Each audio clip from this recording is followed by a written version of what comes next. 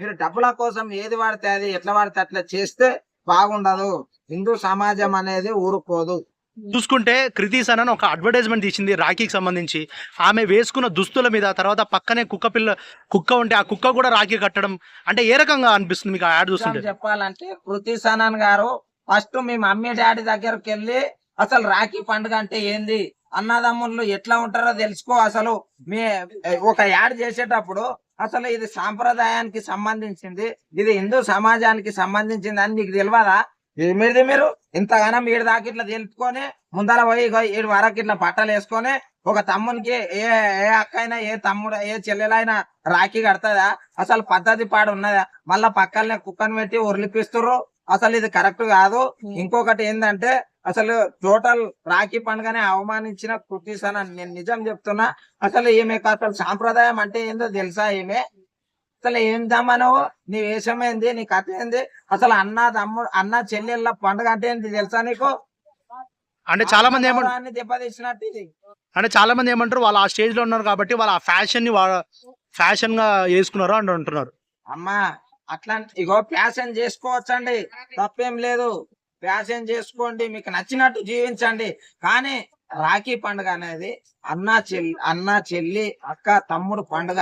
అంత మంచి పండుగలో మీరు వేషధారణ ఎలా ఉండాలి, మన దేశ సాంప్రదాయానికి తగ్గట్టుగా ఉండొచ్చు కదా. అప్పటంత వరకు మీరు రాఖీ కట్టే వరకు లేదు ప్రొడ్యూసర్స్ తప్ప, డైరెక్టర్స్ తప్ప వాళ్ళకి చెప్పాలి మీరు, సార్ ఇది మన సాంప్రదాయ పండుగ, మన దేశంలో చాలా మంచిగా చేసుకుంటారు.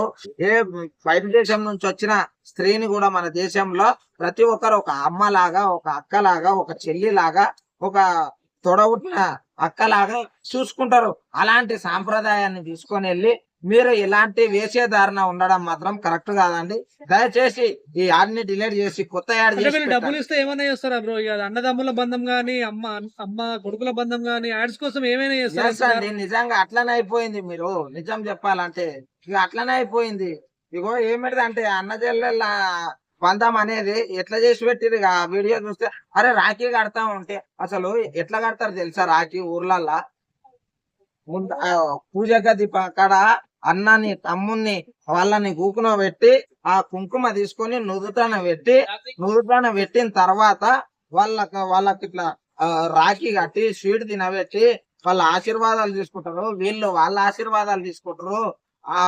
అది కదా పండుగ అంటే, అది కదా లక్ష్మీదేవి వాళ్ళకి ఆశీర్వాదించేది.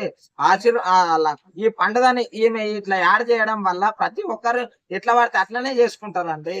అది కాదు, కరెక్ట్ కాదు. ఇప్పుడు మహిళలకు కూడా హక్కులు ఉన్నాయని మేమేం కించపరచడం లేదు.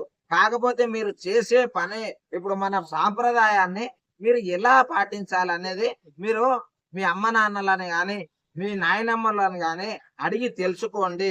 మీరు డబ్బుల కోసం ఏది వాడితే అది ఎట్లా వాడితే అట్లా చేస్తే బాగుండదు. హిందూ సమాజం అనేది ఊరుకోదు.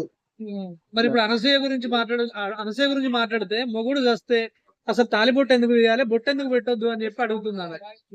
ఆమె ఫేమస్ అవ్వడానికి మనం ఎప్పుడైనా ఆమె గురించి మాట్లాడిన వేస్ట్ జరుగు